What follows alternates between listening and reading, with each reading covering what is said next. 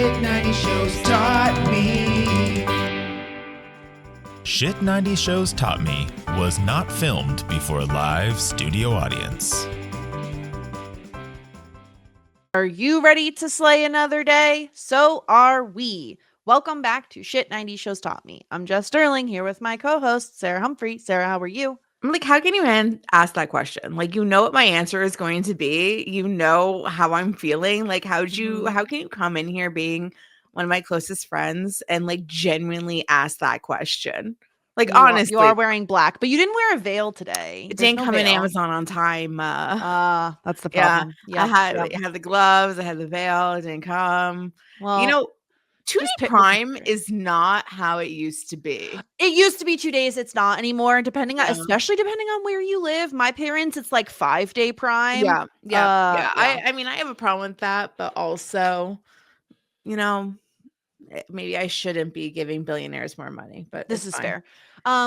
Today we're talking about Buffy season 5, episode 10, Into the Woods. And we're not alone today. Of course, we are joined by the incredible David. David, how are you doing? I am fantastic. Thank you for asking, Jess. I felt, when I watched this episode, I was already preparing myself because Sarah had messaged me being like, we gonna be debating on the podcast. Like, I just know it. So I was already like going into the episode. I was like preparing myself. And then when I realized, David, that you also were guesting on this podcast, I was like, oh no, I feel like I've set myself up here. Like, this is not a good situation for me, but I'm going to hold my own. I'm really excited to talk about this episode. I feel like this is the most notes I've taken on an episode in a hot minute. Mostly because there's a lot going on in 2 scenes in particular where I feel like the dialogue is very important and needs to be dissected a little bit. But David, first I want to ask you, how are you feeling about season 5 so far? I'm not sure where this season falls for you in terms of your enjoyment of Buffy. But how are you feeling about the season overall so far? So for me, season 5 is up at the top. It is not my favorite season, but I do think it has the best finale. Interesting. Okay. I won't go farther into that other than to say the season 5 finale is actually written as like a series finale because they weren't sure the show was going to be picked up for season 6. Oh, because this is when 5 and 6 is when they switch networks. And the network switching was really more like the WB canceled us and then UPN picked us up. So Joss wrote the 5 finale as a series finale in case, Anyway, the point is, season 5 is kind of weird for me. And I'll just like jump into this. It might lead to Joy's conversation now. My grandfather was diagnosed with cancer in 2001. And so I spent the end of season 5 watching it in the hospital while I was sitting there with him because I was in the unique position of having just graduated college and not having a job like, the rest of my family did. So I basically spent the first 3 months out of college just kind of hanging out with my grandfather while he was convalescing. So when I watch this, it takes me back to that in some places. That's right. And yeah, well, that's especially brutal. I mean, even though we hear from the doctor, basically it's all good news from the doctor saying the procedure was a success. They resected the whole tumor. He's very hopeful. He says that, she should be fine. Buffy's helping her pick out wigs. I think Buffy is even more overjoyed than we've seen her in a really long time this episode because of the good Joyce news. But that's really, really hard to have to watch a show that hits so close to home, as your personal life simultaneously, not to mention even if it was years later, I still feel like that would be difficult, but in the time. Yeah, it's a thing I think about when I watch this season, but it hasn't stopped me from watching it again. I mean, I watched it again with my kids, and we talked about it while we were watching it, Just sometimes when things hit so close to home, you're just ooh, it reminds me of when we were watching Felicity and the character, Julie's dad, right? Julie. Yeah. Sorry. I can't remember. I watched Felicity and then I blacked the whole thing out. Julie's dad had kidney disease, and that story hit really close to home. Her biological father, and it was just one of those things. Watching it, you're like, "Ooh, this feels just way too close to my reality." Even though for me, it's been like 16, 17 years ago. So it's been a while, but still. So I can totally understand that. So yeah, I guess we should start kind of with the Joyce thing because like as you said, Jess, like the surgery went well. Joyce came out of it. The tumor was completely removed, and everybody seems pretty hopeful. And I guess my question to you is like, do you trust that? Do you think we're in the clear now? No, I really don't. I think that this is like the calm before the storm of like either it coming back even more aggressively or like it turns out there is a supernatural twist to it of like, you know, we talked about the proximity to Dawn and like that maybe being kind of a catalyst for this and all of that. Like, I don't think we're done with this storyline. Unfortunately, I was, you know, it would be nice if like this was the end of that, but I mean, as is the case with like real life, I mean, unfortunately, cancer sometimes comes back, and like, I just don't think we're done. I do think like besides the Riley breakup, which we'll talk about, you know, that obviously is going to hurt Buffy. I just don't think that's the worst thing that's going to happen to her this season. Like I just feel like there's something more. We're not done with this story. We're in the hopeful stage of this sort of thing. And then I feel like this is like the perfect recipe to be absolutely like annihilated when you get hope. Like it's bad enough when something bad happens and then you're trying to resolve it and then you have hope. And this is what I've learned in my life. Like when you're happy and you have hope, that like, and this is like so bad because like this is like my anxiety talking, and this is why I work through in therapy. Your therapist would not be appreciative of like, you saying what you're about to say. I don't trust that hope. Like when I have that hope, I feel uncomfy because that leaves me vulnerable. So I leave these like protection. I call it like I protect myself in like a little bubble of like shit can go down at any moment, and I think it's because of like being in like Buffy's place of like feeling hope or like feeling things are coming around, and then that's when everything just crashes to the ground.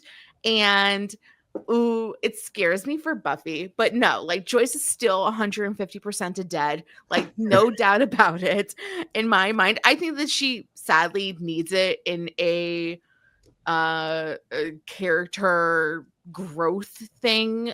I think that all heroes need that big loss. I mean, like, once again, like, can we think of any hero out there in the universe that had like a perfect childhood and no dead parents and no tragedy? David, I feel like you are the perfect person to answer this question. Who is our most emotionally stable superhero out in the world? That would be Superman, Sarah. Because that man's not even real. He's fake. He's an alien. Despite what the movies tell you, his father does not die before he becomes Superman. He has a very his parents, his adoptive parents, are much older and do die when he's like fairly young, they're still alive in the comics.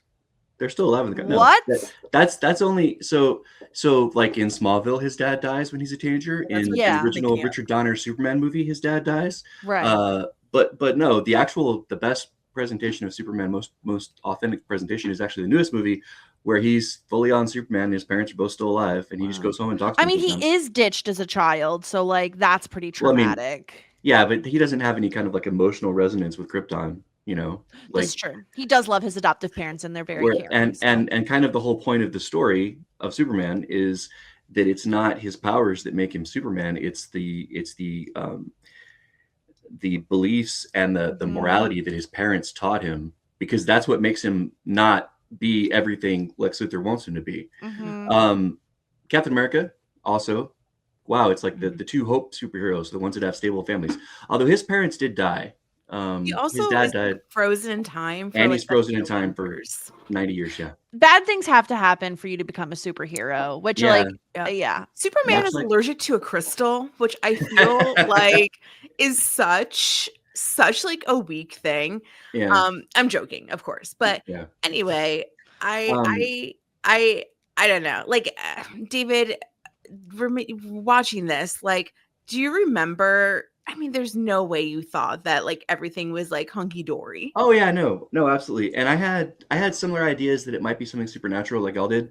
And I'm not gonna like spoil whether or not it is or not. But the one thing that I will say that y'all should consider is from a storytelling standpoint and from like a narrative standpoint and from the standpoint of the audience connecting to a new character. Um, when you're thinking about whether or not Dawn is involved, consider the larger implications for Buffy having an attachment to this person who is or is not her sister, whatever. If Dawn is somehow responsible for what makes her mother sick. Yeah. And I would think just we've consider that. talked a little bit about like it could Yeah. be that it also could be a situation where it is just a medical thing and that's almost harder for Buffy to reckon with because Oh yeah, it's absolutely. something she can't Yeah. do anything about, right? Like she has all these powers, but there's nothing she Yeah. can do about that. And it's Yeah. it's like a really important piece of the world building just for the entire like idea of the show that medical things or mundane things cannot be cured with magic. Mhm. Because that's something that will come up over and over again as we go forward. Is Yeah. that And like we've seen yeah. Willow try to like take shortcuts with magic Yeah, we before have. Yeah, we and have. like fix things that you really can't with magic. Um Mm, so that's kind of yes. what's happening with Joyce. I want to take a quick detour because I'm sure we're going to spend most of our podcast talking about kind of the Buffy Riley initiative stuff that's happening. And But Spike. quick detour to stop on the Anya Xander Dawn moment Oh, because they're watching Dawn. Because as Dawn says, Riley and Buffy are going to boink. So she needs to be out of there so they can have super loud sex. And Obnoxious. Anya and Xander are watching Dawn, and Anya is so sweet. I just adore her so much. Her being like, we need to see this movie where the chimp plays hockey. Like, it's so funny. He's gonna slip on the ice. Like, that's hilarious. I love her. I love that she doesn't care what Dawn wants to see. She doesn't care that like Dawn is Yeah. supposed to get preferential Yeah. treatment because her mom and all of that. She's like, we need to see the chimp on ice. It reminds me a lot of when I was a babysitter and how irate I got when the kid that was babysitting cheated at Pretty Pretty Princess. It's just like, you little shit, like we played this game, but do it with honor. You know what I mean? Like you can't take the crown just because you want the crown. You got to earn the crown. So it's very much, it reminds me a little bit of that. I also loved the fact that like Anya, just like me, favorite board game is Life. She's like, can we play Life again? And once that was me on every single sleepover that I ever went to. Everyone's like, no, Sarah, we don't want to play Life again. And I'm like, well, do you want to play Life again? We could play Life again. I made Adam play Life with me not that long ago, actually. Did he hate it? No, he was fine, but like he was like, he gets so logical about it. He's like, oh, these kids, like having all these kids is going to be so expensive. And he's like, I don't know. I was like, awesome. hey, like, do you want like to drive or like, do you want your wife to drive? And he's like, oh, gender roles. Like, why does it have to be like that? Like my wife can drive. It's fine. And so I don't know. But no, he's like, he had a good time. I forget who won. Oh, he was very sour. I think I won because he got like such like a broke ass job. So and he couldn't get out of it. What a loser.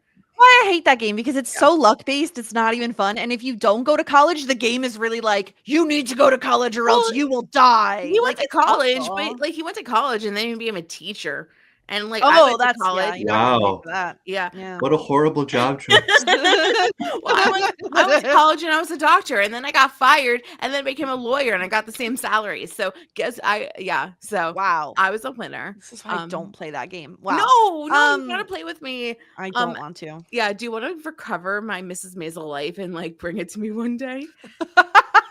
I'll take it back. That Mrs. version Maisel sucked, but I'll take it back. Okay, so that's what's happening. I love Anya. Oh, it's really fun. David, Yes. I feel like we probably talked about Anya last season, but We did. Yeah, A little. Yeah. still enjoying. I'm glad that you now have more experience with her. Because last time I wasn't really able to talk a lot about her, but now she's much more prominent. I love her. I think she's fantastic. I think that her whole oh, I'm a former demon and I'm super literal with everything I say and I love money is hilarious. Yeah. But her wait, is this the episode where she says the line about if it wasn't for me, Giles would be like a tired old man scared of yeah, okay. It was Yeah. when she was Yeah, when It she's was trying to, when they were. It might have been last episode, but it's when they're in Yeah. the magic shop. Yeah, and because they're talking setting about her up working there. because they're setting up they're what do y'all think of how Willow and Anya interact with each other? Just put it that way. Oh, Willow's a skank ass hoe. She's so mean to Anya all the time. And I think it's jealousy based. I do. I think it's like one of those sick things. It's just like she doesn't want to be with Xander, but at this point in her life, but she doesn't want anybody else to be with Xander. Like nobody is going to be good enough for her best childhood friend Xander. And it gives me the ick. I don't like it. She's not a girl's girl. I don't think this is just a Willow has a problem with Anya or has a problem with someone who Xander wants to date. I think this is an epidemic amongst the Scoobies, specifically Buffy and Willow together. I don't think they're ever very welcoming to outsiders. And I think that is a massive problem, right? Like, I think Tara falls into this category. I think Anya falls into this category. I think Xander has been very welcoming to Riley. So Xander really is, and I don't like to defend Xander. I'm going to have to this episode, but what about Willow? Been very welcoming. Was Willow welcoming of Riley? I don't really remember. Was she indifferent at best? I mean, I feel like she was not a huge fan because Buffy was ignoring Willow to hang out with Riley. So I don't think. Like in the very beginning, she's the one he went to for advice on how to date her, and she's the one who said cheese, and that's why they have the running joke of him offering her cheese. Which, by the way, I didn't get a chance to talk to y'all about this before. Y'all know what the cheese thing is, right? No. Okay, so she turned into a mouse. She turned into a rat. In the one episode.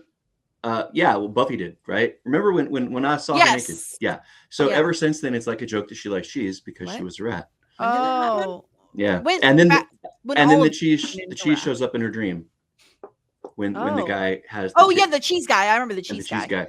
They're all rats? The cheese guy.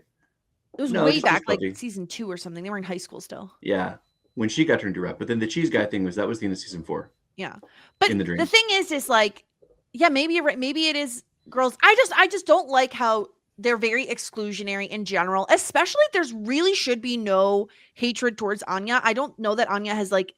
Besides being, she was a demon, but like we give everyone second chances on this show. So I don't understand why everyone is always so mean to her. Like there's really no reason they should. And the thing is now she works for Giles. Like she has a job. She's like working hard. She loves Xander. I don't really understand what there is to pick at with Anya. Besides it's like she says like, oh, I used to be a demon. Oh, sometimes I take things literally. Like, who cares? Everyone has their quirks. Like, I'm sorry. If you're going to put up with Xander for his high school years when he's like a complete douche, then we can give Anya a second chance and welcome her into the Scoobies. When she brings value, she brings way more value than most of these other idiots they bring in. If everybody has to put up with Willow's ugly haircut, then they can put up with Anya and her shit. Everybody has their faults. Like Willow's ugly hair. That's fantastic. Okay. So true. It's so bad. Ugly. So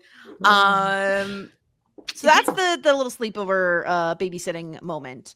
Fantastic. Then we go back to Buffy and Riley. We're gonna have to talk to a couple conversations they have, but this first one I think is kind of what sets things in motion, where Riley and Buffy are like having a romantic night alone. And this is where Riley's like, oh, you've been so strong. Buffy is very relieved, and he doesn't realize she ever cried because she never cried in front of him. And she says, no, there was a moment where like, I couldn't stop crying. I didn't think I'd ever stop crying. And I feel like this is kind of that initial spark, that initial catalyst for Riley, because he realizes she didn't open up to me. She wasn't open with me. She chose to cry by herself. She chose not to use me for comfort, just like she chose not to tell me he has no idea what's going on with Dawn. She chose not to tell me what was going on with Joyce until I found out from someone else. And so after they have their night of passionate lovemaking, he gets out of bed after she's asleep, and this little spiky boy follows him away, and Spike finds Riley getting sucked off. Now, Sarah, we've talked about this a little bit off the podcast, but I want to put this out there because I feel like the show presents this as if it's two separate things depending on what character is seeing it happen, right? This whole sucking off thing with the vampire. Buffy, I feel like Buffy eventually treats this as if it's like cheating, like it's a sexual thing. I feel like the way Spike talks about it and with some of the other characters talk about it, it feels like an addiction thing, almost like a drug addict thing. I love how you take my hypotheses and just spit it out back at me. I said the same thing. What are you talking about? I didn't see that. I think the fandom treats it more so like a cheating thing because I'll be totally transparent with you. I got really emotional after the Ruffy breakup. It was really bad. And I'll get into like where my head was going and all that. But I was looking for Ruffy fan edits on TikTok. There are no Ruffy fan edits on TikTok. There are none. There are clips where Riley is looking adorable and the comments are, "Fuck you, Riley, you fucking cheater, you piece of shit, you weren't good enough for Buffy, you're terrible." So I'm pretty sure, and David, you can confirm or deny, that the fandom treats it as it's cheating, which I disagree with. They don't. Well, so the first thing I'll say, I am kind of an outlier among like people who watched the show when it was on, in that I love Riley. Yeah, me too. Most people don't like him. Like my friends who have watched the show, when I told them I was going to come on the podcast and talk to y'all, and I mentioned I was coming on to talk about Riley, they were like, "Oh, you're going to rip him down, right?" And I was like, "No, I'm going to defend him because I love Riley." And they were like, "What's wrong with you, David?" You know, what is wrong with us? I don't think there is. He's a good guy. Nothing. I don't not to like skip ahead on the episode. I don't necessarily think that Xander's 100% right when he says that Riley's like, the once in a lifetime guy that she should stay with forever or whatever.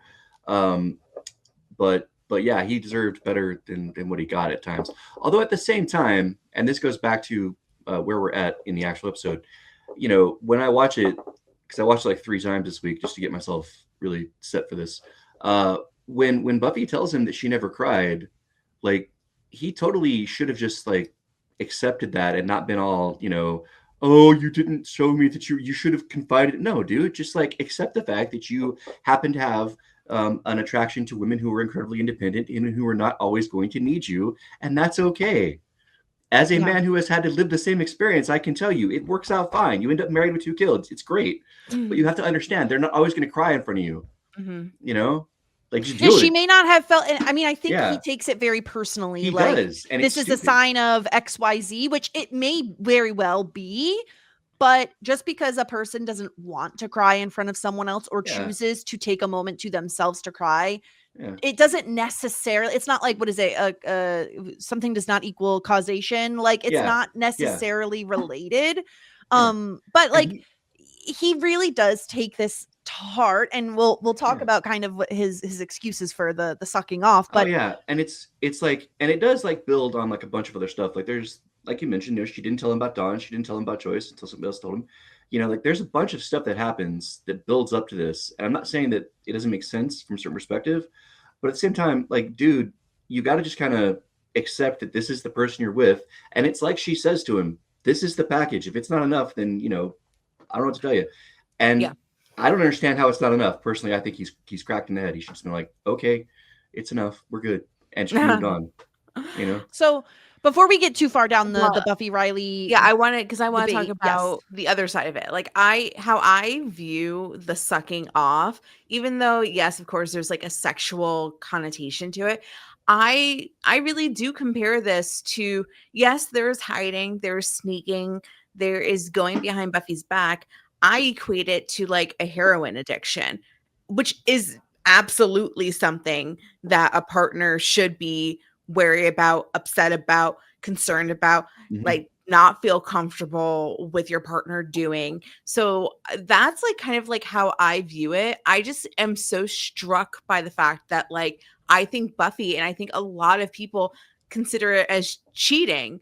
And I just have like a hard time wrapping myself around that. And maybe it's because I'm not looking at the metaphor. I'm looking at something that is extremely literal. I think it's So like the yeah. way he describes it, which we'll Yeah. get into, I think is like it leads itself to be Also, not sexual, but like the way he's describing it, which like Spike leads Buffy, right? Like we can get into that. Yeah. Spike leads Buffy to the vampire nest where this is all going down. She catches him in the act, and she really doesn't want to talk to him. Like she really, really doesn't want. Yeah. She wants space from him. He forces the conversation, which again, I think this is a conversation they needed to have. I do think it feels like it's very much on Riley's terms because he's now waffling with whether or not to rejoin the initiative and go to Belize after Graham kind of puts him up for this whole job recommendation.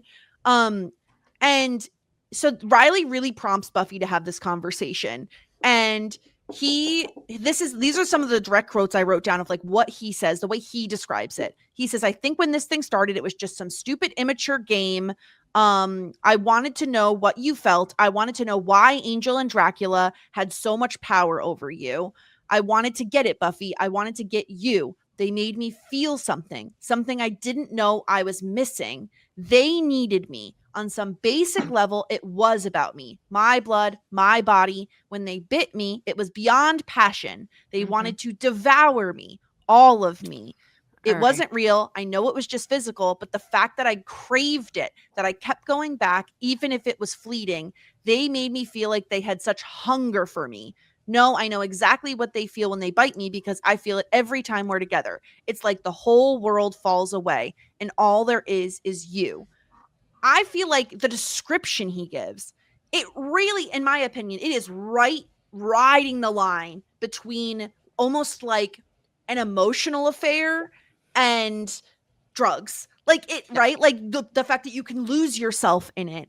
The fact that they needed me, unlike you. They needed all of me. There was passion. He used the word passion. Like these things, I feel like is what hurts the most. It's like, Sarah, we talked about this. You even sent me a screenshot right after you watched the episode of like the fact that he says, I needed to feel something. Like we were jokingly saying that. I think that like we said that like to a T of like that's what he was needing. I think you're right, Jess. Like that, I think that really does hit the nail on the head. It is very reminiscent of emotional cheating. Because like they're not like penetrative sex, right? Like we can all call that out and say that is not the case. That is what he's looking for is what he feels like is missing from his relationship with Buffy, David, which is the I need you. I would not live without you. I need to confide in you. I need you on a fundamental level. And whereas he feels that way about Buffy, he doesn't feel like it is reciprocated. So he goes elsewhere. Like, is that how you also interpret the reason for the sucking off situation? Oh, yeah, absolutely. Absolutely. You know, he doesn't get what he feels like he needs from Buffy, because she doesn't need him and he needs to be needed, you know, which is understandable. I mean, that's his type. Like he's a protector, you know. I mean, the kind of guy who becomes the head soldier in the initiative is not the kind of guy who is going to really be very good at accepting the fact that the person he loves doesn't need him to protect her. And that's not like him being insecure that she's stronger than him. That's just, it's his nature to be the guy who, you know, takes the hits so you don't have to. That's also something.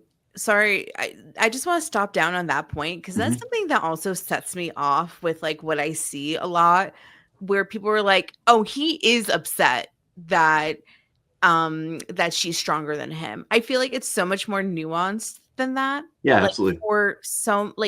For all the discussions that Jess and I and our guests have had throughout the season, like it's not that he is upset that she's stronger than him. He doesn't have like that sort of ego. It's that she's stronger than him and he can't keep up. She's stronger than him and he can't try to be like an equal partner. And he used to be, I think, is the biggest aspect. And then also like she's stronger than him and she doesn't need him. Like, you know, like it's that. It's not solely like it's like sometimes like it makes it sound like he's just like some like egomaniac like guy, like some Yeah. like stupid man. Like, Yeah, that's in how a my lot of people opinion, treat like him.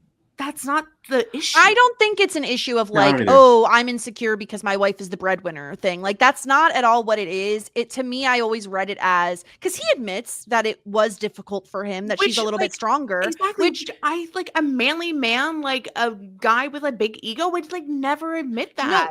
he admits it. I think the Mhm. biggest problem for him is that when they met, she was still stronger than him, but they were a little more evenly matched. He could keep up. And now he feels like he can't keep up. And I think he's insecure about that, not because she's so strong, but because he's not. And I do think there is a difference, like a minor distinction there that's worth noting, because I've never really felt that, like, there were times with the Dracula stuff, right? Like where he feels like he's being a little insecure, a Mhm. little like, and that was irritating to me. But it's been rare that I've been like, oh, it's because he doesn't feel as strong as Buffy. It's more so she doesn't need him and he wants to feel needed. Most people do. He points out, like, you keep me at a distance. You didn't call me when your mom went to the hospital. It's about me taking care of you. It's about letting me in so you don't have to be on top of everything all the time. And like, yeah, I think this is my biggest issue, which we're going to get into when it comes to the way this conversation goes, is like, this is all stuff that should have been spoken about long ago, right? Like episodes ago. Yep. If you're feeling these things, this isn't something you should let get to a point where it then boils over. And you Yep. know, David, if we're being like kind to Riley, probably worth pointing out, right? Like, why would he want to bring up all these relationship problems when her mom is in the hospital? Like, the timing is not great for having these sorts of conversations. Yeah. But like, you know, don't throw all this shit at someone and like word vomit on them all at once, you know? Yeah. Yeah. The other thing that I would touch on as far as the conversation about the biting and whether or not it's like an addiction or whether it's like a sexual thing is to keep in mind the context for Buffy when she thinks of being bitten by a vampire, because that context is 100% sexual based on what we saw with her and Angel. Go back to season 3 Yeah. when she fed Angel. The scene where she feeds Angel, where he bites her and they like slow-mo fall through the table. That's what Buffy thinks of when she. I know, Sarah. I see. I know face. I'm like a horny motherfucker, like Yeah. I am, but like I Yeah. just like don't. I saw it as like she's literally saving his life. Like And- I guess like I'm just not in the like supernatural erotica Mhm. genre enough. I think Like, it's also just like an intimate thing, right? Like, even if it Yeah. not sexual, Intimacy, it's also very intimate. sure. Yeah. And the fact that it's like a betrayal, she's going behind his back, they're the enemy, on and on and on, whatever. Yeah. It's because Buffy's a making love girl and not a fucking girl. This is what the true. issue is. That's This is true. the issue. We've talked about it with whatever that fucking guy's name was last season, who I got so annoyed about. Yeah. Jacob, This is or what the hell was like his I name? see it sucking off. They're just Parker. fucking. It's fine. And she's like, oh my god, it's so much. It's so intimate. It's like love. It's like one on one. Like, so I think like that's maybe Oh my also God, the issue. Like she sees it as so much more than it is. And like they're just fucking. They're just sucking. They're just, you know, trying to save the life, trying to feel a little something. And she's like, it means everything in the world to me. This is the problem. She's a Scorpio, like, in my opinion. I know she's a Capricorn, but everything's so intense. It doesn't have to be. It's just casual sex, just casual sucking. It's fine. So Oh God, she then, Buffy retorts with, you can't handle that I'm stronger than you. What else do you want from me? I've given you everything that I have. I've given you my heart, my body, and my soul. And Riley says he doesn't feel it. And she says, I'm telling you, this is it. This is me. This is the package. And if it's so deficient that you need to get your kicks elsewhere, then we really have a problem. And I know, Sarah, you're going to say like she's not giving him all of her. And I would agree with that. Like she isn't. She does not feel as if she is fully committed to Riley. But I would also argue that like, girl got a lot going on, man. Like she's got a lot going on in her life, between her mom being sick, a new sister who isn't even really a sister, but like no one really knows it, a new big bad coming into town. She's in college. Like there is a lot happening, and she's the Slayer. And like, there's a lot to focus on. But last year, besides her boyfriend, the same thing. Every Last year, her mom was not sick last year. That's true. No, I'm saying last year when she didn't have all that stuff going on. She Oh. wasn't completely open to Riley. He wasn't able to fully go in. So I'm just I'm just saying I mean, I saw that Little Wild Things Are. They definitely went in. he's felt this way for a while before all these big life things happened with Joyce and Dawn and the Key and Glory, and it's just been this way for a bit. So that he's, like, they've been together for like a year or so. Like, apparently she's never said I love you to him. And like, she always says, like, I do this for you, I do that for you. But I guess like I start getting agitated where he's saying, I don't feel it. And she's saying, well, that's a you problem and not a me problem. Like, I feel like dating somebody who is like a wall of a block of emotion, the amount of like, just because like, it's once again, like, it's like I'm thinking of the Myers-Briggs. He's feeling, she's thinking. Like, you, just because like you think that you are giving me everything doesn't mean that like I can't feel that. Like when I was in a relationship that the person I was with had an emotional wall, I felt it and it's suffocating. So how am I supposed to live comfortably and freeing with this emotional wall? And then you're telling me that you're giving me everything, but I know that's not to be the case. So all of this to say is, like, people out there, I know I am projecting all of my shit into this character, but if you don't want that from a person, I do that. I did that with Dawson. I did that with Julie. I've done this with everybody. This is just what I do. Like, it's just like, I did it with fucking rat boy over there, werewolf fucker, whatever his name is. I don't know. What's his name? Who are you talking about? Yeah. Oh, Oz. Yeah. It's like, what? I thought you were saying I they only got fucked it because of werewolves, the, not that because they of the were a werewolf werewolf. thing. Yeah. Rat boy. Yeah. Yeah, I don't disagree in terms of Buffy is not 100% all in on this relationship. I think she is very much looking at it logically of like, I spend time with you. I tell you, I want to be with you. We have sex. Like, we have a good time together. I think she is like, this checks the boxes.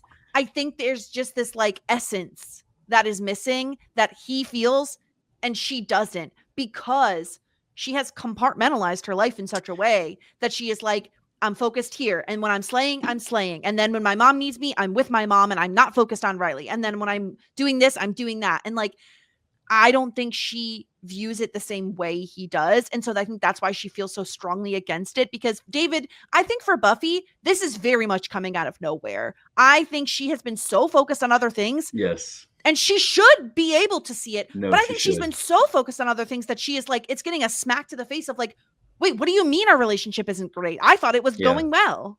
Yeah. Yeah. I mean, like when Xander confronts her and she's like so surprised that he, says, oh, you mean you and Riley are imploding? And she's like, what? How did you know? And he's like, I can see what's happening, Buffy. I'm not stupid, which the implication is that she is kind of stupid because she didn't see it coming. But yeah, she does. She thinks everything's great.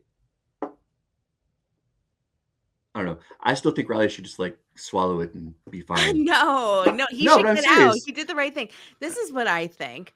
I think our next big conversation is the ultimatum, right, Jess? Like, the ultimatum, yes. Is this. And I'm thinking a lot about this. And I know like ultimatums have a terrible connotation, but let me just like flip this out on the head a little bit. Is there a reality where an ultimatum is given when one party is feeling so desperate to get what they need, and for a long time they weren't able to articulate those feelings because they're either bearing it down, they don't want to like trouble the person, they don't want to be a burden, but eventually your needs are going to have to come out, so you have to verbalize your boundaries, or because he's like, either you want to be with me, whatever he says, Jess will explain in a moment, or I'm going to go off to Belize. And it comes to a point where it's just like, I can't do this anymore. I need to create these boundaries for myself. I need to get out of there. Is an ultimatum that bad when he is ultimately trying to do something for himself and like create boundaries? Because in my opinion, he's been dying in Sunnydale slowly ever since he lost his super strength and the initiative ended and he's only there for Buffy. I think he's been slowly dying. I think that he's been self-harming, sabotaging his own life. So it's just like, I think it was like a reality check. I need to get out of here. So like either you tell me like we're in this and we're in it, or I gotta go to save my own shit. And in that case, is an ultimatum really that bad?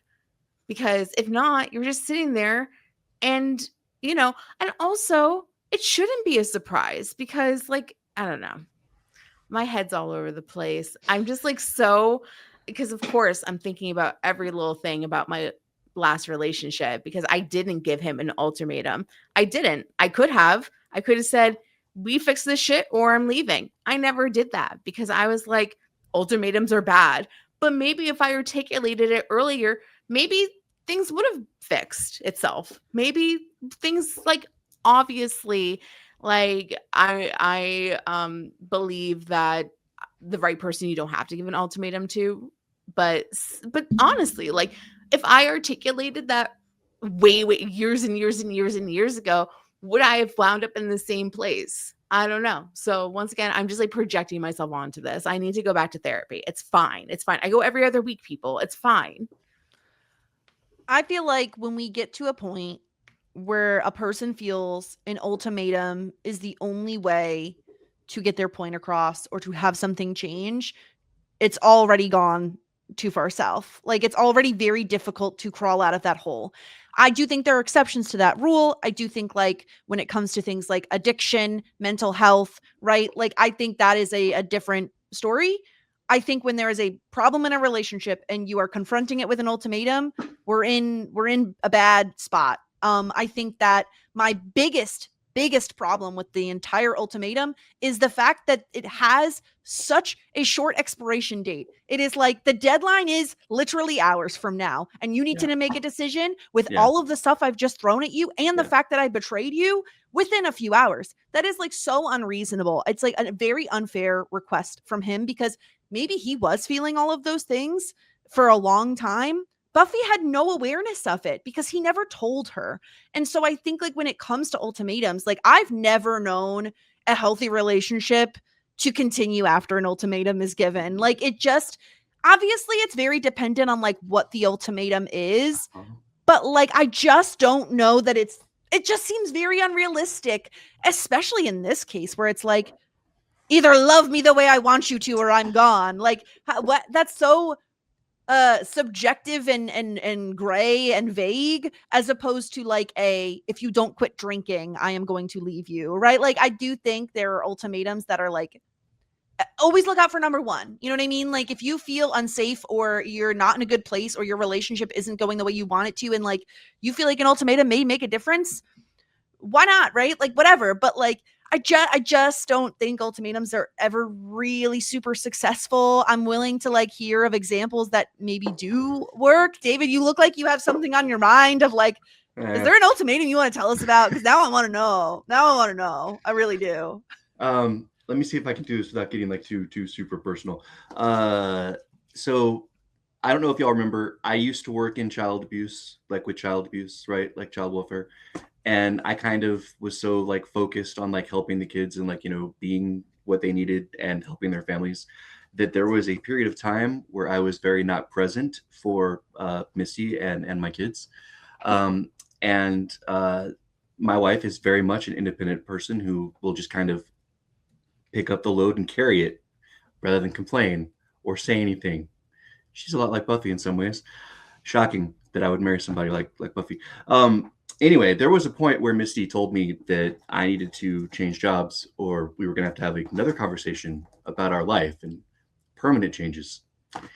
And I took that to heart, and that's why I don't work there anymore. So, maybe I should revise and say, ultimatum in a relation, in a Yeah. longevity of relationship, I Yeah. think makes a big impact. No, If you absolutely. are And been with a person for Yeah. years and years and years, Yeah. and then you were like, this is we need to have a serious conversation about Yeah. something. And Yeah. a big part of the problem, like you said, with Riley and Buffy is the timeline. Like if he had told her, you know, if this doesn't change, then I will go back to the initiative eventually, that would be different. But it's like, hey, I'm gonna bail at midnight, you know, and you gotta like give me a reason to stay. Yeah. And then I he's can- and that's you know, one of those things where you kind of have to accept that it's a TV show and they're doing it for the drama. And Well, yeah, it's all very, not it's like judge the characters timeline, as right? harshly Like, as you want. Yeah. yeah, it's like, so the exact wording Riley says, so after she says, like, if you feel like this is deficient, you need to get your kicks elsewhere, we have a problem. They're both silent for a second. He says, they want me back, the military. It's deep undercover, no contact with civilians. Transport leaves tonight. Oh, when were you going to plan on telling me this? I'm telling you now. And she says, are you going? I don't know. If we can't work this out, ... And Buffy says, then what? Yeah. This is goodbye? You are unbelievable. You're giving me an ultimatum? He says, no, I'm not. She said, yes, you are. You expect me to get over it now or you're gone? He says, I don't, Buffy. That's not what I meant. And she gets really mad. She starts to walk away. He grabs her arm, which I don't like when he grabs her arm. This is the second time he's grabbed her arm, and I really didn't like it. It's so, don't do that. You can't physically force someone to talk to you. It's very frustrating. And I really also hated this where she like tries to walk away and she says, get out of my way, and he's like, hit me. It's like, oh, why do we think this is gonna solve the problem, right? Like truly, like he, again, Sarah, like we talked about, like he's like, he's feeling guilty, so he wants her to like hit him to physically feel like the repercussions of what he did, and I hate it. That's part of it, but it's also on a much like simpler level to me. It's like he wants to see that she cares enough. Like there's a certain amount of, you know, I mean, like the opposite of love is not hate, it's apathy, right? Mm-hmm. And so if she doesn't care enough to get mad at him, you know, then that's another sign. But she's mad just because she's not gonna physically but assault the guy. But here's the thing, and this is something to keep in mind, Chance. You know, violence is part of the way that these characters relate to each other. Oh, it is, because of the world they live in. You know, you saw it with Buffy and Angel. You know, I mean, like it's not.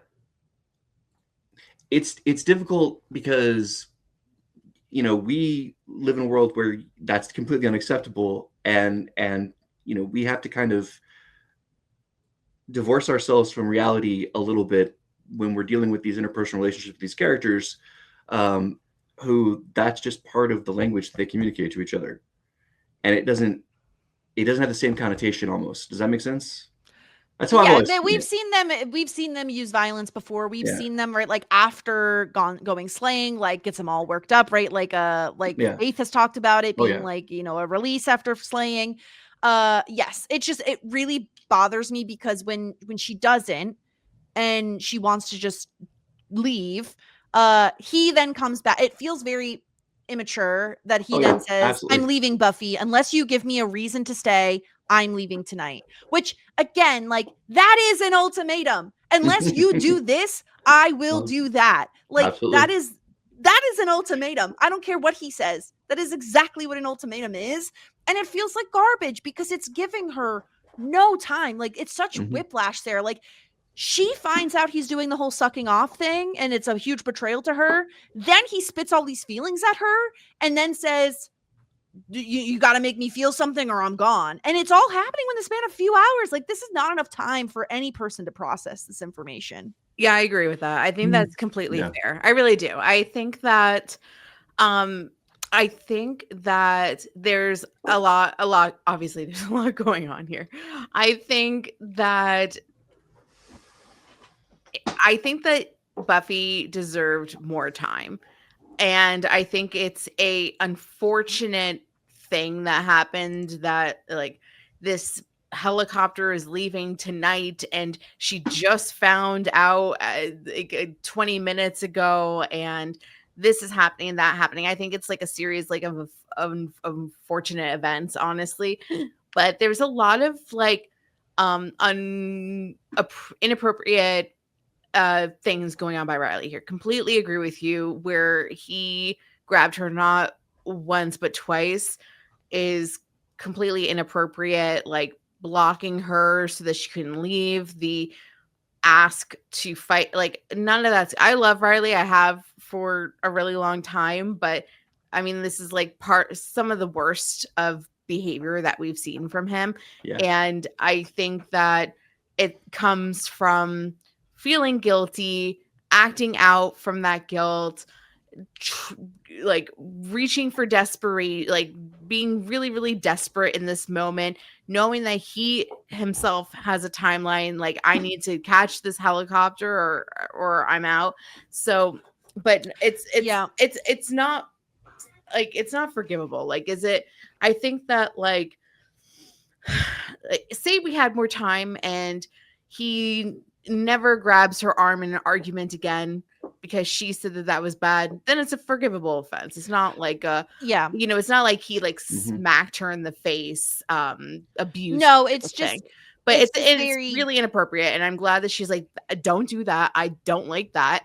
Yeah. And in an ideal situation, they would be able to leave this situation, come back in a few days and say like, do we want to work on this or not? But because this episode is very soap opera-y at times, we have hours until the helicopter takes off. We have zero time at all. Either you come running to me at exactly, if the helicopter leaves at 12 o'clock, Buffy has to show up at 11:59. You know what I mean? Like, it can't, there's no wiggle room. I like the stakes are so high, it adds to the drama. But I think that like Riley's absolutely in the wrong a lot of here. I just think that I'm able to see why he is acting this way. And I have been saying, like, I think that it's like from both sides. There's issues in the relationships for both sides. Absolutely. I think it's absolutely like both of them. Yes, like really, really bad timing for Riley to do all of this while her mom is in the hospital dying of cancer. However, so then like, how long does he have to bury his shit for and then be like, why wouldn't you tell me sooner? Well, I'm trying to like spare you of like this shit. And it's hard being the partner where your partner is going through shit with like family and like you're feeling those effects too. I guess my other thing is like, I don't know, like she like lets him in enough to at times be like, see, we're close. Like, I trust you with my sister. I do this, I do that. It's like, okay. So like you use him as a glorified babysitter and that's okay. But like not enough to like clue him in on like really intimate details from your life. And then on top of that, you have this fucking little shit Spike in the corner of the room and like mocking Riley constantly because he's like, oh, well, I was there when she was upset and crying. And like, oh, like, I know this is happening. And it's just like, he exacerbates a lot of this stuff as well. Like, he's fueling the fire because he's feeling like he's being left out. And then we have Spike over here being like, well, I was there when she wept. Like, well, I was there. I knew that she was at the hospital. I knew this. I knew that. It just makes him feel worse. I definitely think the Riley Spike confrontation fuels the fire that is already burning in the pit of Riley's stomach. Because Riley threatens Spike. Spike like laughs in his face and admits that he has feelings for Buffy. So it's like, not only do I have feelings for her, but I know and you know that you're not the long haul guy because you're not what she needs. She needs some monster in her man. And that's not you. No matter how many vampires suck you off, it's never going to be you. And I think that rings in his head when he's having this conversation with Buffy. He doesn't bring it up. He brings up Angel and Dracula. But I do think that's always been in the back of his mind ever since he found out about her history with Angel. I think he's been concerned that he is not the person she needs or wants as a result. David. Yeah, I've been waiting to ask you guys if you think that Spike is right about her needing a monster in her man. I think he has a point. Like, I think that if Riley was truly the whole time vanilla bread, just Midwestern good boy, and didn't have like all that initiative shit and like the super strength, and I think that like she would have been bored of him a really long time ago. I think that she does need something, a little bit of an edge. That's why I think that Riley was so good for her, because I honestly think that he was able to be the best of both worlds. Do I think that she needs to solely date demons? No.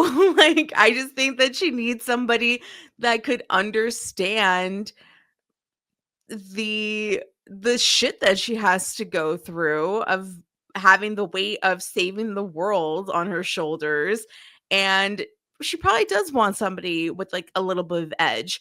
But once again, that's why in my opinion Riley was such a good match. But I do doesn't think she matter if needs they're someone older. who can keep up with her, whether or not they're a demon. I do think she needs someone who also she could be completely honest with and let them know she's a slayer. So like a normie just wouldn't do. Not saying Riley's a normie, he wasn't, but like you can't just have a person who has no idea what's going on truly in Sunnydale, because she needs to be able to confide in a person and be her true self. But I do think she needs someone who can keep up with her. And I think more importantly, she needs a person who's very independent and has their own shit going on. Because once Riley lost the initiative, it seemed like he really was dependent on Buffy, not just for like the relationship part of things, but for like the life's purpose side of things. And I think that's where things started to get muddled. And he felt a little left behind. So I think there's some truth to what Spike is saying. Enough truth that it really burrows into Riley's mind and messes with his head and really gets in there when he's having this fight with Buffy. I think like part of it is fueled by the whole Spike aspect. Interesting, I will say, like, to give Riley some credit, because I've been pretty critical of him so far, he doesn't bring up the Spike thing. And I do think like if he was being a true immature a-hole, he very much could have been like, well, you and Spike have been hanging out a lot. Like he could have thrown that in her face in a way that is like very immature. And, she seemingly has no feelings for Spike, currently. But like he could have used that against her and he didn't. So I'm appreciative of that. But I do want to kind of shift and talk a little bit about the Buffy Xander conversation that then follows all of this, because this is so interesting. Yeah, so Buffy kills a bunch of the vamps from the nest, kills the vamp that was sucking off Riley, and Xander is following her and confronts her about like, oh, I know your relationship is imploding. It's been right in front of my face. Riley would do anything for you. Buffy then combats back with, he got himself bit by a vampire. He lied to me. He ran around behind my back and almost got himself killed. And now he tells me that he's leaving with some covert military operation at midnight unless I convince him not to. Now tell me that you understand, because I sure as hell don't. And Xander, I like that Xander says like, who cares if it's fair? Like he admits that like this isn't a fair situation, but that's not what to focus on right now. The thing to focus on is that Riley is going to leave unless you do something to stop him. And Buffy says, well, what am I supposed to do? Am I supposed to beg? He says, why wouldn't you? And Buffy says, I don't know who he is anymore. I thought he was dependable. And Xander with the line of dependable. What is he? State Farm? That was a really good line. That's a really good line. Yeah. He says, yeah, I think you mean convenient. I think you took for granted that he was gonna show up when you wanted him to and take off when you didn't. But you missed the point. You shut down Buffy, and you've been treating Riley like the rebound guy. But he's the one that comes along once in a lifetime. He's never held back with you. He risked everything, and you're about to let him fly because you don't like ultimatums. If he's not the guy, if what he needs from you just isn't there, let him go. Break his heart and make it a clean break. But if you really think you can love this guy, I'm talking scary, messy, no emotions barred needed. If you're ready for that, then think what you're about to lose. What Xander is saying here is essentially spot on. Like, it is very difficult to hear. It is not something that I think you would tell an acquaintance. I think this is, No. I think this sort of speech that Xander is giving Buffy is the kind of difficult, like smack to the face of reality of what is happening that you can only give someone you are very good friends with, because this is really tough to say something like this to your friend, to be like, I think you are using your boyfriend as a convenience. I think a glorified babysitter. I think that you are treating him like he is just there when you need him to be, when you want him to be, that you don't actually love him in the same way that he loves you. I think all of these things are true. I just think they're very difficult truths to hear. And I like that Xander points out, of course, an ultimatum is unfair. Of course, the timeline is insanely tight. That doesn't mean that, like, that doesn't just, are you going to let him go because of an ultimatum, right? Like, I think those are fair things for him to point out.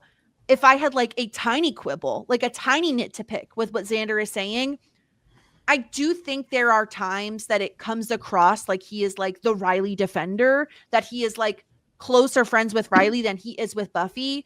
But I think, David, I can twist my neck a bit to say, you know what? He wouldn't just have this conversation with anybody. He's having it with Buffy because he wants what's best for her, and he wants to have her see what's in front of her face like he can see it. So I don't get why anybody, I know, Sarah, you had said like online people were like roasting Xander for like this speech. I don't really understand that, because I feel like he's being very fair and saying some hard truths. They're really hard truths and they're difficult to hear, but they're true nonetheless, you know? A part of that goes back to the fandom not liking Riley. And so when Xander speaks up in his defense, they're going to naturally gravitate towards disliking him. For me, it's like, if you think back when they did the spell at the end of season 4 and combined everybody, you know, Xander was the heart, right? This is like him being the heart of the group. This is him, you know, having the emotional intelligence and the emotional truth and seeing things that other people don't see because they're not paying attention, because they're too busy being the Slayer or being the Witch or being the Watcher. Xander to have those responsibilities. His job is to basically be the person who ties everybody together, keeps everything, you know, in touch. And so it makes sense that he would see this. It makes sense he would stand up. And I've never gotten the sense that he, you know, liked Riley more. It was like more Riley's friend than Buffy. Like, it was always just like, he seemed to kind of accept Riley because, as opposed to Angel, who is the only other person he can compare him to, he didn't see somebody with Buffy who he thought was like going to harm her and be detrimental to her longevity. And also there wasn't the same jealousy with Riley, which is interesting. I don't know. Why is he not jealous of Xander Riley? has grown. I really like, he really, really has. Like, I actually think, Sarah, I'm like the polar opposite of like whatever fandom stuff you were reading, because I feel like this is a credit to Xander that he has this conversation with Buffy. Like, and on top of that, because again, Buffy, I defend you, girly pop. Like, I'm with you on the whole Riley thing. But like the fact that she says, like, oh, well, what about your relationship with Anya? Like, she's following you around like a lovesick puppy.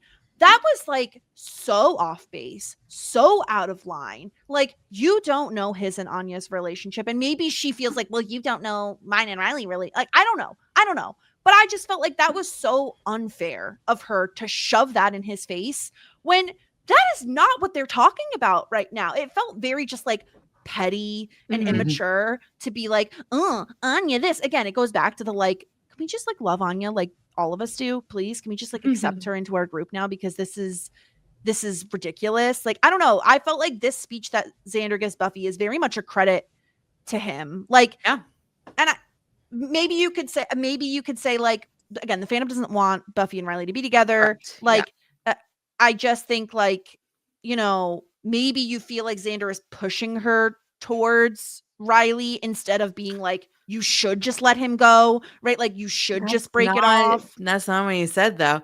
He said, if you don't want to be with him, then let him go. I think, like, I mean, not to toot our own horn, my own horn, but this is exactly what, like, we said. Like, I said, like, if I was Buffy's friend, this is what I would tell her. If I was Riley's friend, this is what I would tell him. And it's like pretty much to a T of what Xander said. it's okay that Buffy doesn't have the capacity to be in a committed relationship right now. That is 1001% understandable. She has too much shit going on. It's totally fine.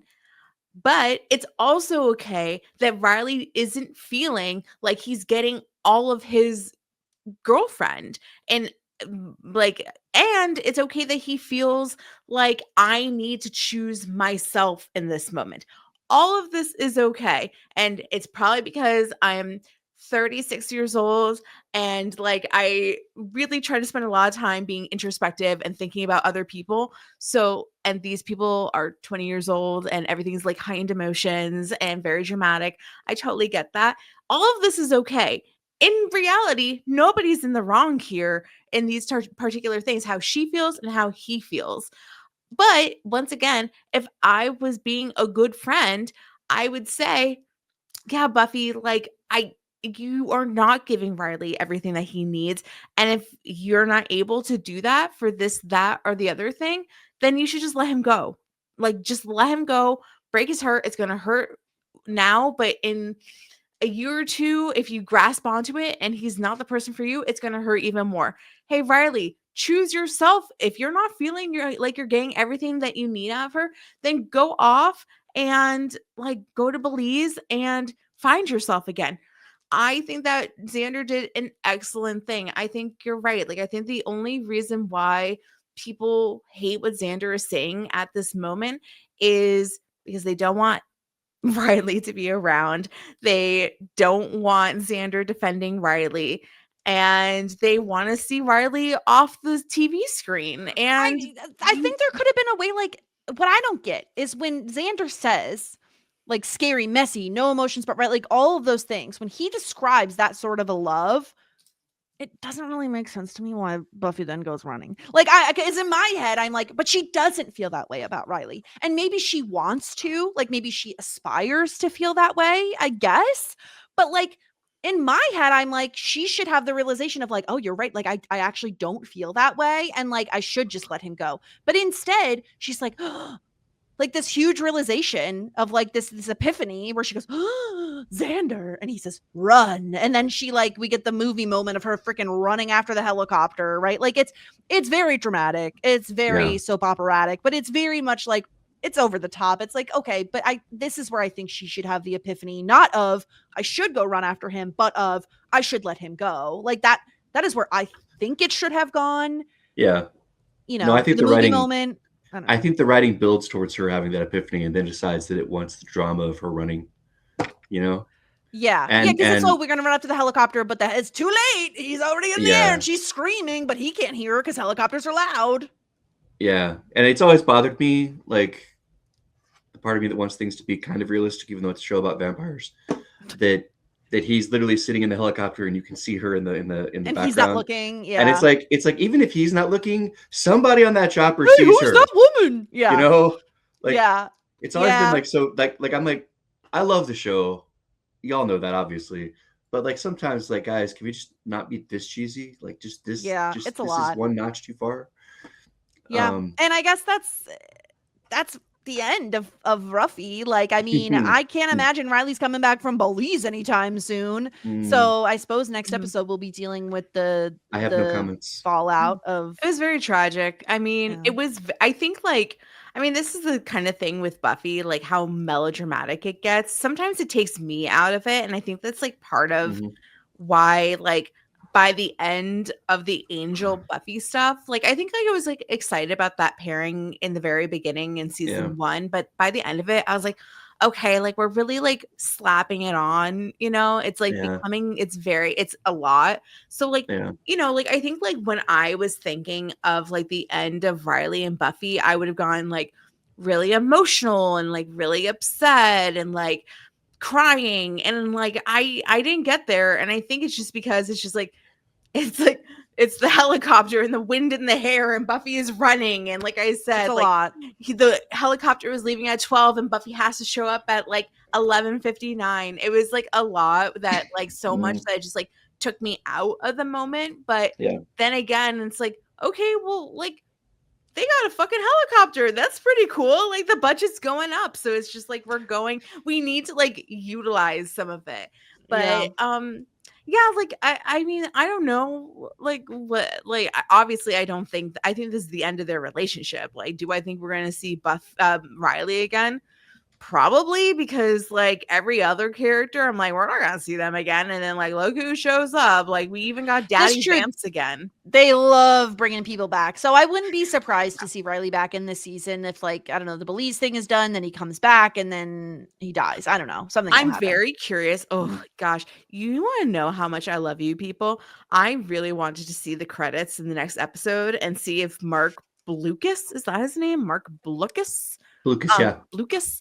Yeah. If he was in the opening credits, I wanted to so bad, but I was good. We appreciate your held restraint. off because I wanted to know. Like, I was like, okay, is he going to be gone? Because they took out Oz like he was like last Yeah, just they're like stripped him right out of those intro credits. Yeah. Yeah, they're savage with the intros. And then if Mark's gone, does Tara get in? Like, does she finally get like an in? That would be cool.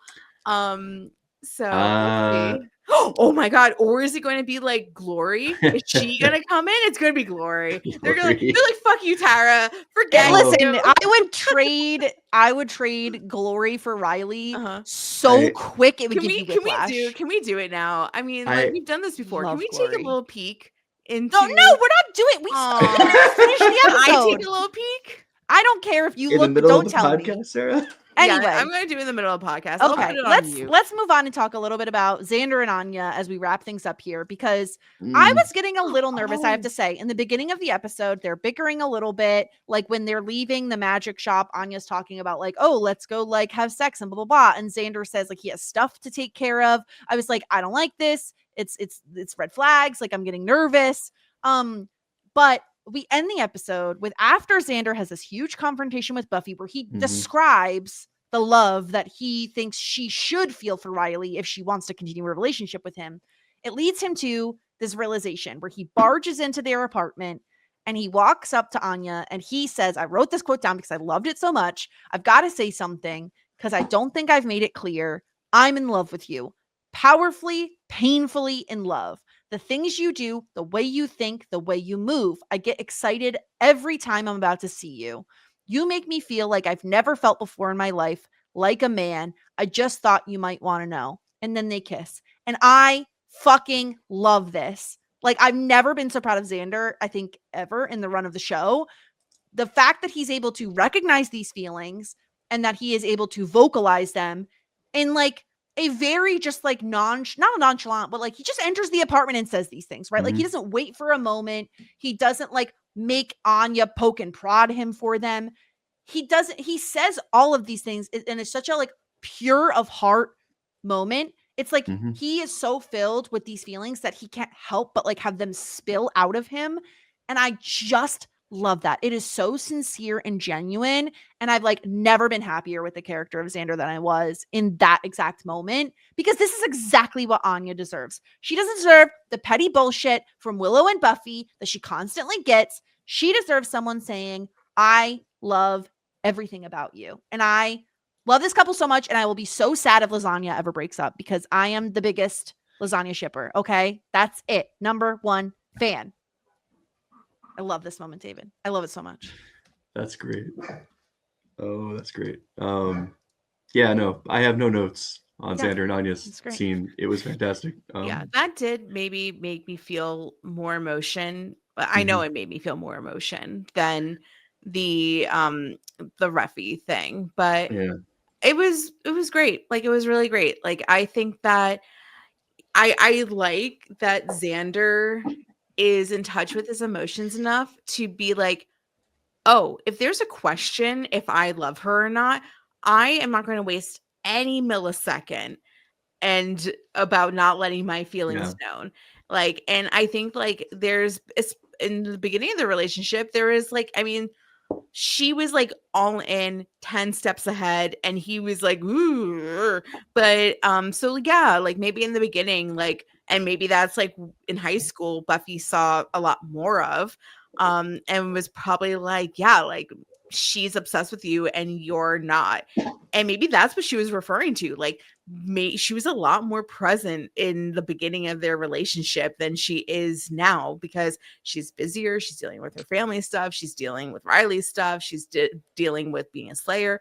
So she doesn't really get to see them one-on-one now. But yeah, like, I mean, in a way, like, yeah, like a year and a half ago, yeah, like he didn't seem that into her, but that's not how it is at this moment. And I love that he goes right to her, declares it, and like her face when he's saying it, it's just so sweet. Like I love it. Like I really do. Like this is a great couple. So like the couples that we do have, like I think that we can be proud and happy to say like, yeah, like Tara and Willow are great. Anya and Xander, even better. Like we have some like two pretty solid couples at the moment that I think that we can all agree on a nice even level that we are happy about. And I do love Riley. Like I think that like the whole thing is like pretty unfortunate. Like, do I think that he's the love of Buffy's life that got away? Probably not. Like I don't think so. I think that maybe like Riley is going to look back on his life and be like, shit, is Buffy the one that got away? Because I think that he really did love her, and he like, you know, like I think that like he could have seen himself like settling down with her, or as close to that as possible for Buffy. But I don't think that Buffy's gonna regret it like down the line. Like I don't think that that was Buffy's person. I think that, I mean, I've said this 1,000,002 times, and you all are not gonna have to hear me say it again. I think that he was a great match in order, if Buffy wanted somebody that was the best of both worlds, I think that he was a really good match for her. But I don't think that that's what she really wants. I think that she wants, I don't know. He's just not like it. And once again, that's okay. Like She didn't have the same passion, I think. some love stories are short stories, and that's okay. But I think Riley's going to be thinking about Buffy for the rest of his goddamn life, which was pretty depressing. Yeah. I think he will too, and I say that having seen the entire series. Yeah. And that's all I'll say about that. It's going to just be one of those things like, Buffy, you were the one that got away. I love you. Won't you give me another chance? I got my shit together. I'm not letting vampires suck me off anymore. And she's like, ooh, babe, like, what's your name again? Like, I kind of forgot. Like, yeah. That's harsh. Okay, let's do a little Cordy's Corner here. Because Sarah, did you end up watching season 2, episode 10, Reunion? I did fall asleep in like the last 5 minutes of it. But okay. That's not great. I will give you little recap for those who didn't watch. Basically, we're following up from last time where Angel is now obsessed with finding where Drusilla took Darla, because if we all remember, Drusilla bit Darla, has now turned her back into a vampire. So he ends up finding her, gets into a scuffle. He is like hell bent on like staking Darla and like putting her out of her misery. Eventually what ends up happening is Drululu and Darla go on a little shopping trip together. It's iconic. And they get the go ahead from Bernard, whose name I will never remember, but he's Bernard from Lost for me.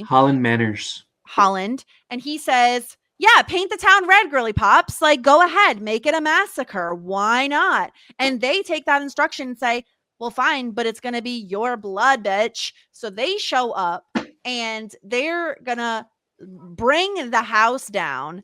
And in comes Angel, and they're like, oh, Angel, our savior, please help us, save us from these terrible women. And Angel's like, no, bitch, I can't seem to care. Closes the door, locks it, lets a massacre occur, at least from what we understand. That's what happens in the room, I imagine. And then he goes back to the freaking detective agency and is like, hey, Wesley Gunn and Cordelia, guess what I did? We don't have to worry about Wolfram and Hart because those guys are big fat deads. And they're like, we can't believe you to be so immoral. They were human beings, Angel. Oh, we are aghast. We are stunned. You have made a mockery of this organization. And he says, you know what, bitch? You're fired. And it's like kind of incredible. Angel being like, I just don't care was my favorite Angel moment ever. Yeah. Oh, so I watched it again right before we record, and just like your performance there was just immaculate. Thank you. That was I great. worked hard on that. Yeah. Oh, and I did, just in case Sarah hadn't ended up watching the episode. Yes. I took a screenshot of. I'm sorry, it's dark. Angel is a dark show, guys. It okay, is a dark like show. this brightness is not great. But Drew Lulu's outfit, number one, iconic. All red, sparkly pants, leopard print top. We love to see it. Darla, girl, why did you do this to your hair? Like, what possessed you? Yeah, the hair's not great. What is happening here? Like, she's all forehead, and I don't mean that in a disparaging way, but like, this is doing nothing for her. Truly. Now, do you think it's possible that the hairstyle is kind of impacted by the makeup for when she goes vampire? Yeah, I think they were like, we need that forehead, so let's leave the space for when we put the prosthetic on your face. That's so funny. But I do love, I was obsessed with Drew Lulu's sparkly pants. Like, the entire shopping montage thing I was here for, because like, who doesn't want a Drew Lulu Darla shopping montage, you know? That I mean, like, I agree. It was like really, really fun. You know, I got like so in the weeds about like Drew Lulu kept calling Darla her grandma, but then she was also like her mom, her daughter. Yeah. And then it was like just like because the whole siring, because now the siring thing is like all fucked. It's the like incest a circle. Siring thing is a circle, like because it was like Darla made Angel, then made Drew Lulu, but now Drew Lulu has also made Darla, so it's all fucked. Is basically the situation. I wasn't really into that whole thing. I was like, we don't have to call them grandma, like, you know, oh, it's my baby. I loved her being like, I'm gonna bury you in the dirt so you can see the stars.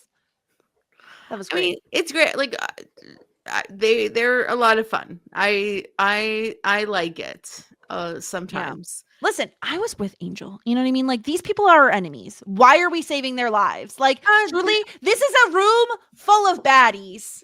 It's kind of okay if they don't come out alive. No, you know what? Like, I think I'm like Team Wolfram and Hart. I don't know what they're trying to do, but I'm for it. Oh, well, the other thing we found out this episode. They're just lawyers.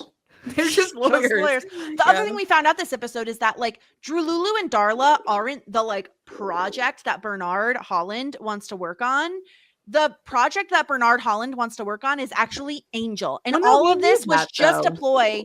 Well, I'm just saying he told Angel this. Angel now. Yeah. Okay. I knew this, and I barely watched this show. And then Kate shows up for 2 seconds, could be a stank ass face and be like, irrelevant. oh, Angel, you're the only one who can do it, so I guess you can go. Like, shut up, Kate. Wow. Shut up. Oh, okay. I hate her so She's gonna much. die soon, I'm sure. I love y'all's reaction to Kate. That's hilarious to me. She shows up and I'm just like, get out of here. No one asked to be here. Yeah. So the scene at the very end of this episode where Wesley's like, you know, you're on the verge of real darkness and we're the only thing standing between you, and Angel's like, you're right, you're fired. Oh, that is like in the recaps for like the next, I don't know, like 9 episodes. Like I've seen that one clip like 1,000 times. Oh, really? Yeah. That's so funny. I loved it. Listen, I am on the record as having said, when Angel is Angelus, whatever, I never will know how to pronounce it. That is his best. That is the best. I love when he's evil and he's reveling in it. We're like, we're teetering now where he's like, he's a little bit broken, man. Yeah, like these people have broken him, and I'm here for a broken Angel because I'm tired of Sleepy Angel. Sleepy Angel is so boring. Like, you will yes. probably enjoy the back half of the season because at least the first half of that is Broken Angel. Yeah, baby. Bring it on. Also, more Drew Lulu and more Darla. Here for that. Always. So there is, but what I will tell you, this is like behind the scenes stuff that impacts the story, is that one of them, I can't remember which actress it is, but one of them, Drew Lulu or Darla, was unavailable for like the finale. And so they had to like pull like a big right turn. And so they kind of like disappear right before the last 5 episodes. And it goes kind of in a different direction that's very kind of unexpected and maybe strange. Just so you know. So you're not like, what the hell? Weird. Yeah. Weird. Okay, well, something to look forward to.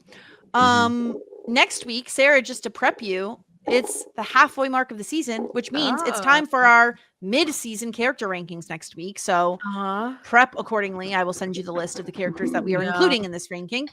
But yeah, next week, season 5, episode 11 of Buffy, Triangle. Triangle. Usually triangle means love triangle, but like who the no, there's It no does. love triangle here. What are we Bermuda doing here? Triangle. Usually Ooh, it does. People just It- disappearing. Mm. Bermuda Triangle. And the Angel episode, which apparently is one you need to watch, Sarah. Season 2, episode 11, Redefinition. Oh yeah, it's great. Don't know what that means, but All that's right. what we'll be I'll watching. take a nap before I watch the episode. There you go. How about there that? you go. Perfect. I'm sorry. I'm sleepy. It's fine. This is the extra credit, Sarah. Okay. Like you Mhm. got out 100 on the assignment. It's just like you did part of the extra credit, but not all of it. I also probably- forget about it. You'll probably be really amped up when you finish Triangle. So Okay. Oh, do they connect? no, Oh, okay. but I predict that you will like Triangle, which is all I will say. Okay. Oh, interesting. So that will be next week's episode. But yeah, that's pretty much it. David, thank you so much for coming on. I feel like our Oh, you're welcome. debate, our conversation surrounding the Ruffy breakup was very civil, and Very honestly, I civil. feel like we all had very good points. So I'm really proud of us. Mhm. I feel like we nailed it. Good job, us. We did. Good job. I think it's because we've talked about it for 10 episodes straight now. We've been going down this path for a while. So yeah, Mhm. I'm fine. Oh, if anybody can find me a Ruffy fan edit of God, Selena Gomez's "Lose You to Love Me," so specific. Yeah, I So don't know that I specific. can pull off. That's.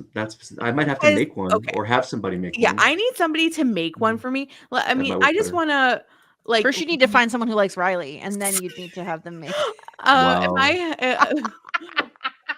Because the lyrics are so Riley coded. You Mhm. promised the world Uh-huh. and I fell for it. I put you first and you adored it. Like, come on. I There you saw the go. signs and I ignored it. Rose-colored glasses, all distorted. You set fire to my purpose and I let it burn.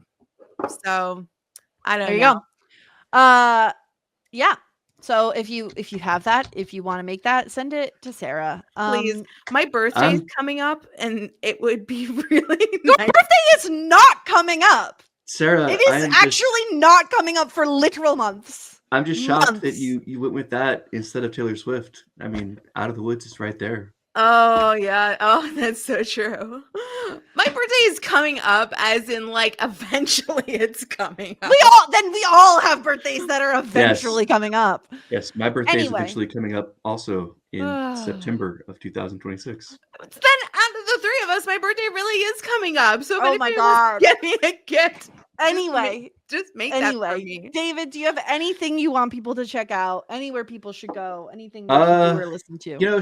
So my social media is not really very exciting, but I do have a thing. So I am currently the senior lore keeper and one of the writers for Path to Menzo Baranzan, which is a Baldur's Gate 3 mod that I'm working on. We have 100 something people. And I'll send you a link, Jess, so you can put it in the doobly-doo. As we call the thing. But basically, if anybody wants to go to their Instagram, like I said, that's Path to Menzo Baranzan. And if you don't know what Menzo Baranzan is, then I understand why you wouldn't be able to spell that. But if you do, We'll you'll have it in find the show below. notes so people can click the link if they need. But it's a big D&D thing. They needed somebody who knew about the Forgotten Realms, and I was available, so they sucked me up. That's very cool. There you Very, go. very cool. Okay. Are you watching Critical Role 4, David? I haven't started yet, no. Oh, what a hater. It's really Okay, good. never mind. I want to. I just haven't had time. really good. Yeah, you don't have 16 hours? What do you mean? What else know, could it's you crazy, possibly right? have going on? Yeah. Life. Well, yeah, I think that's it for us, Sarah. So we'll be back next week, season 5, episode 11, and season 2, episode 11. Thank you all for listening. Here endeth the lesson. Just ask. Shit 90 shows taught me. Shit 90 Shows Taught Me was not filmed before a live studio audience.